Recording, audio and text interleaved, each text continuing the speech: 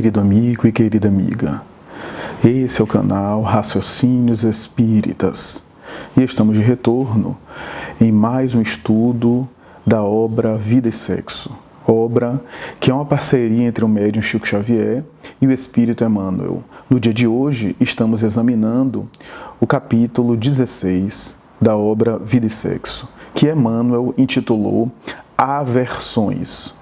O capítulo 16 fala dessas ligações de antipatia, de hostilidade e até de dificuldade no seio familiar, especialmente, já que a obra Vida e Sexo faz sempre conexão com a estrutura familiar, que é o resultado da vida sexual, né?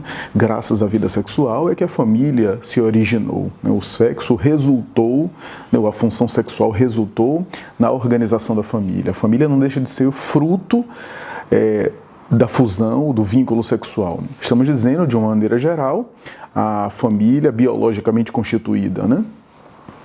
A verdade é que, como sempre ele faz, citando um trecho da codificação kardeciana, ele escolheu um trecho que é muito interessante e ao mesmo tempo curioso, porque parece ser uma cadeia de sequência se desenvolvendo em vários capítulos, e aqui ele escolhe o item 8 do capítulo 14 de O Evangelho segundo o Espiritismo, que está expresso nas seguintes palavras: os que encarnam numa família, sobretudo como parentes próximos, são, frequentemente, espíritos simpáticos, ligados por anteriores relações, que se expressam por uma afeição recíproca na vida terrena. Mas também pode acontecer sejam completamente estranhos uns aos outros esses espíritos, afastados entre si por antipatias igualmente anteriores, que se traduzem na terra por um mútuo antagonismo, que aí lhe serve de provação.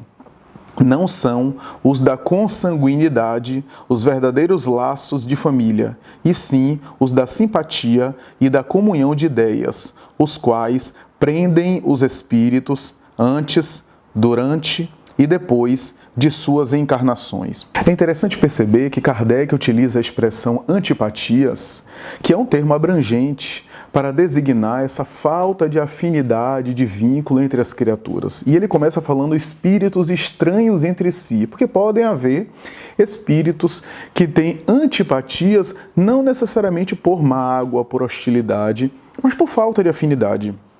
Por exemplo, tomando essa palavra de maneira fria e sem um juízo moral e sem uma questão moral, né? Não é uma questão de conteúdo moral, um espírito muito inferior, ele é antipático ao espírito superior, no sentido de que o espírito superior não encontra nele uma identificação como encontra naqueles que são e que fazem parte do seu nível, com os quais ele se identifica, com os quais ele consegue compartilhar e ele consegue interagir. Então, nesse sentido, esse espírito mais inferior ou mais atrasado é antipático ao espírito superior. Antipático nesse sentido de que não há afinidade, mas não é antipático ao espírito superior no sentido de animosidade, de hostilidade, de rejeição, porque não se pode conceber, sendo um espírito superior, nutrir determinados sentimentos que não são próprios de espíritos elevados. Então, as famílias, diz Allan Kardec, resultam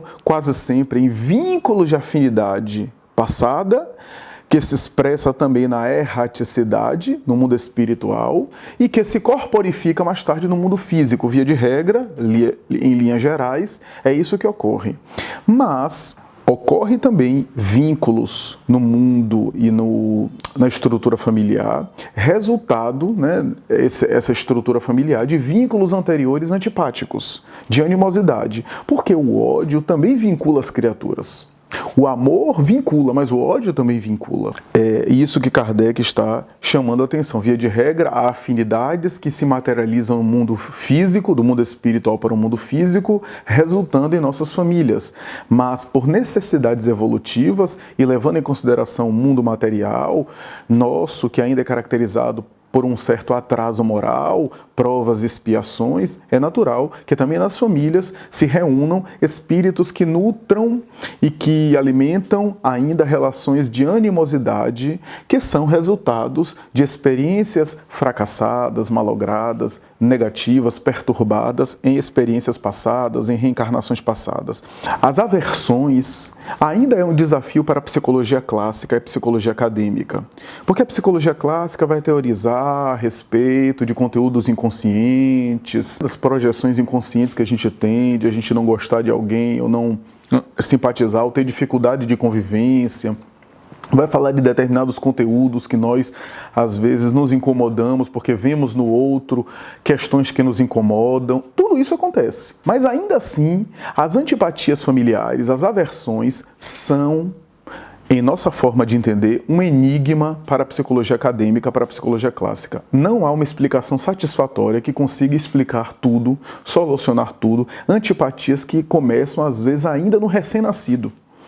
Dos pais em relação ao recém-nascido e do recém-nascido em relação aos pais. Há quadros, e eu conheço alguns, da criança, por exemplo, ter determinada dificuldade desde o berço, desde recém-nascido, com um dos genitores.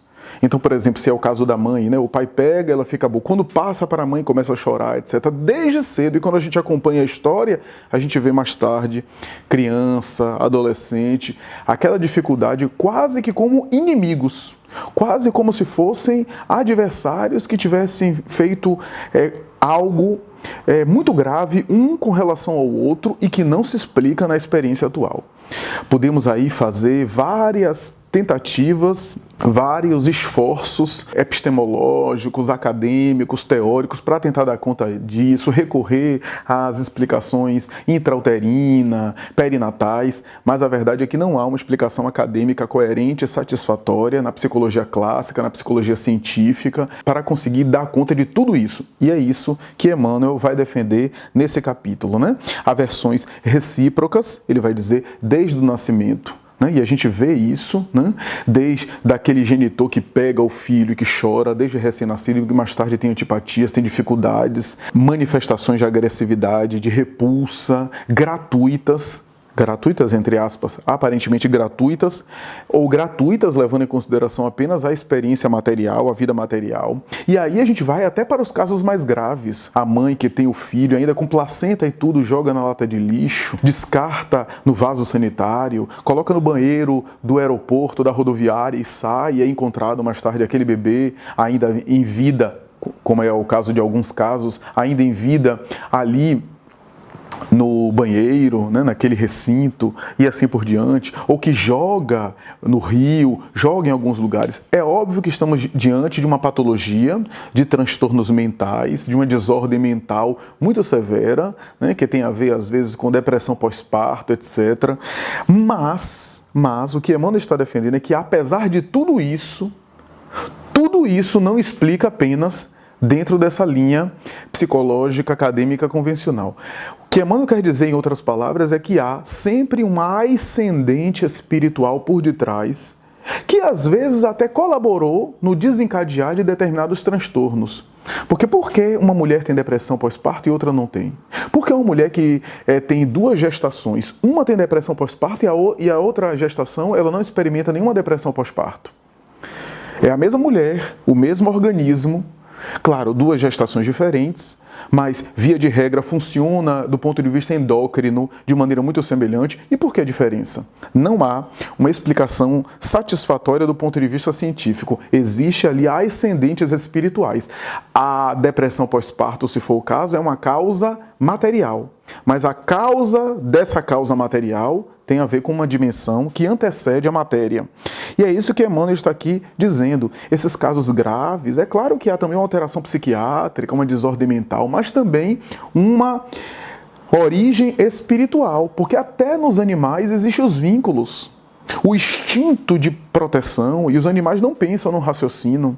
O ser humano, né, herdou esse instinto de proteção, de de reprodução, de preservação, de conservação da espécie também, né? Mas a ponto desse instinto ser alterado, ou melhor, a criatura se sobrepor a esse instinto de proteção maternal, paternal, a ponto de descartar, por exemplo, o recém-nascido. Estou trabalhando aqui com esse clichê mais grave que acontece a miúde, para termos uma ideia dessa questão, né? E aí quando a gente conversa com pessoas que passaram por períodos dessa natureza, por experiências, como exemplo a depressão pós-parto, eu estou usando a depressão pós-parto como exemplo, né? Depressão pós-parto tem graus, desde graus muito suaves, muito leves, até graus bastante acentuados, onde há inclusive sintomas psicóticos. Por que a diferença? Qual a explicação da diferença? Mães honradas, devotadíssimas, pessoas do bem na sociedade, mas que quando passaram pelo período da depressão pós-parto, por exemplo, disseram: Flávio, eu hoje entendo, Flávio. Entendo quando eu vejo algumas mulheres cometerem crimes hediondos, por exemplo. É óbvio que aquilo é um absurdo, mas eu ficava com medo de mim mesma nessa experiência. O que é que isso quer dizer? Né? Que tem uma ascendente espiritual por detrás dessas ocorrências. Nenhuma gestação é igual à outra. Da mesma forma que nenhum vínculo é igual ao outro, né? E aí Emmanuel vai chamar atenção para essas ocorrências, para as agressões infantis que desde cedo, né, o genitor masculino ou feminino, ou o filho que tem uma dificuldade com o genitor masculino e feminino, ou ambos que têm reciprocamente, que desde cedo manifesta uma acentuada dificuldade com um e uma facilidade com o outro, né? A ponto de inconscientemente a criatura se trair. Então, com aquela alma com a qual ele tem uma identificação muito grande, com um vínculo de afinidade muito grande, ele sai, ele, por exemplo, se vai comprar um presente, ele acerta o presente, etc. A outra, ele esquece o número da roupa, ele não se lembra direito. Se os dois irmãos estão brigando, aquela alma querida que está ali, às vezes inconscientemente nós nos traímos. Então, se ela, por exemplo, caçula, o filho caçula, nós dizemos para o outro, por exemplo, né? O seu irmão é menor, etc. Mas se for ao contrário, a gente vai dizer: não, mas não bata no seu irmão que é maior, etc. Quer dizer, o que eu quero dizer é que há uma tendência da criatura, muitas vezes, inclinar-se para aquela alma afetivamente com a qual tem mais facilidade. É perfeitamente natural isso, desde que a gente tenha vigilância de não ser injusto. Então, internamente, a gente sente de maneira diferente. Porque se for o caso de eu ter, por exemplo, 3 filhos, sendo que um deles foi uma alma querida minha de reencarnações anteriores e outro foi um grande inimigo com o qual nós sacrificamos a própria vida em conflito muito grande, é claro que nós iremos sentir internamente diferente. O que não podemos fazer é manifestar isso e agir de maneira parcial, de maneira injusta. Mas esses sentimentos ocorrem na mente e Emmanuel vai chamar atenção para isso. Então a família às vezes tem aquele momento de festa, Dia dos Pais, Dia das Mães, Natal, etc. Mas internamente aquela dificuldade com aquela criatura específica, aquela resistência que tem a ver com essas reminiscências, esses clichês, esses arquivos de reencarnações anteriores, que nós devemos superar, diluir na insistência, na conduta, na convivência, no exercício do bem. Até porque aquela alma com a qual a gente tem facilidade de contato, de relacionamento, já é uma conquista, já é fácil.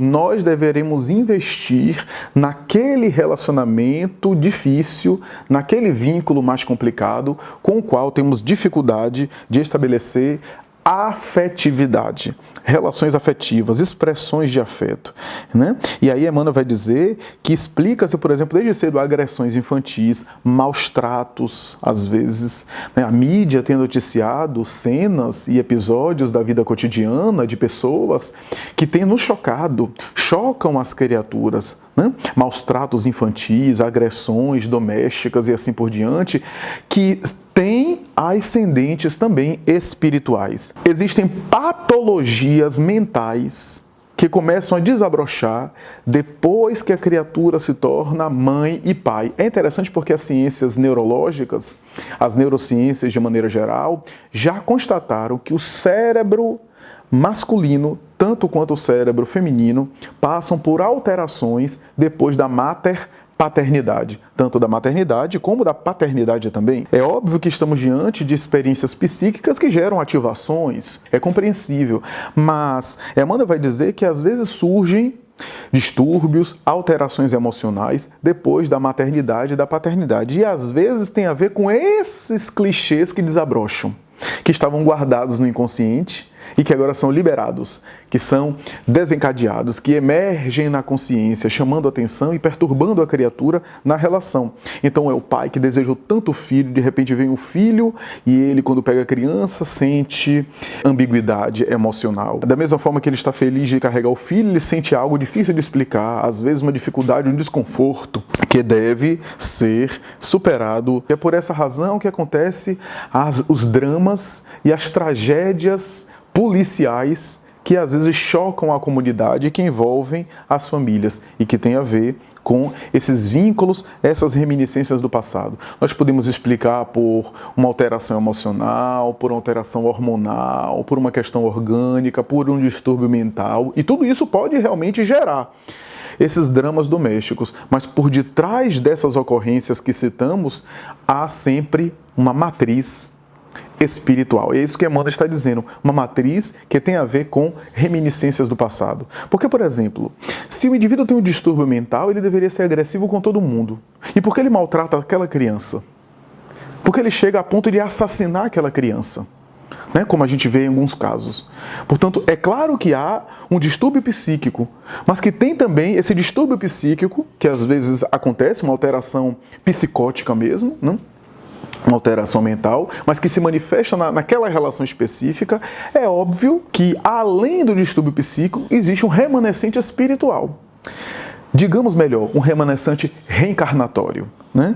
Um vínculo reencarnatório que perturbou mais a situação, porque existem dramas de aversões que nós podemos superar ou podemos complicar ainda mais, podemos piorar ainda mais as situações, né? Porque esses vínculos devem ser vistos com muito cuidado. A carne embota a lembrança, abafa as sensações e as reminiscências, o que é muito bom, mas, no entanto, o espírito sabe. O corpo, o cérebro, que funciona como uma espécie de quebra-luz, no dizer do espírito Emmanuel, né? Um quebra-luz do espírito, o cérebro com seus neurônios, impedem a lembrança clara, nítida, mas o espírito não esquece, é o corpo que abafa, o cérebro que tolda a lembrança. Essa lembrança vai sendo emitida e chega no eu consciente da experiência atual, da reencarnação atual, do cérebro, como forma de sentimentos, de sensações, e não da lembrança da ocorrência.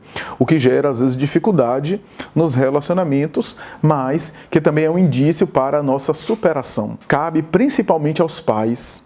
Não porque os pais são espíritos mais evoluídos do que os filhos, mas são espíritos que estão mais amadurecidos na experiência biológica. Porque por mais evoluído que seja o filho, ele está em uma outra fase, em uma outra experiência. Cabe aos pais, principalmente, a maturidade de romper com isso, ainda que o filho seja rebelde, seja resistente, seja reagente ao bem, à afetividade, à fraternidade. O problema é dele, ele vai despertar no momento próprio, mas cabe aos pais romperem com isso internamente e manifestar afetividade, cortesia, respeito, afeto, compreensão. Tudo isso Emmanuel está considerando nesse capítulo fantástico chamado Aversões. E ele termina o capítulo falando que é necessário, às vezes, em quadros como esse, intervenções terapêuticas. Sugestões terapêuticas e intervenções terapêuticas. E ele está falando de uma maneira geral, a psiquiatria, a psicologia, a psicanálise, né? Principalmente que lidam com essas questões. Alguns pedagogos, alguns psicopedagogos, alguns educadores, mas sobretudo essas ciências da mente, né? As ciências psíquicas. Mas, Emmanuel vai dizer, apesar disso, analistas, humanitários, médicos, assistentes sociais, podem muito ajudar, mas é necessário também o apoio de uma fé religiosa. Necessário não, Emmanuel vai dizer que a fé religiosa ajudaria bastante nesse contato e nesse amadurecimento dos vínculos, né? Porque dá um sentido maior, e aí seja qualquer religião, para que a aversão possa ser superada. Mas Emmanuel vai mais adiante dizendo o seguinte, apesar disso, da ajuda terapêutica, do apoio da fé, que é imprescindível, seria ideal que os indivíduos tivessem conhecimento da reencarnação, ainda que não fossem espíritas, mas que tivessem conhecimento da reencarnação, porque a reencarnação ajudaria a entender esses laços familiares, esses vínculos que se estabelecem desde cedo, essas preferências, antipatias e simpatias, né, que tem a ver com desafios evolutivos. Por isso que nós dissemos que a família não é apenas um conglomerado de pessoas geneticamente constituídas de uma mesma árvore ou pessoas que se estimam de maneira romântica. Não, é uma experiência do ser reencarnado, uma experiência evolutiva do ser reencarnado, que na família encontra as ferramentas essenciais para o seu desenvolvimento, para a sua evolução, em prol do seu progresso.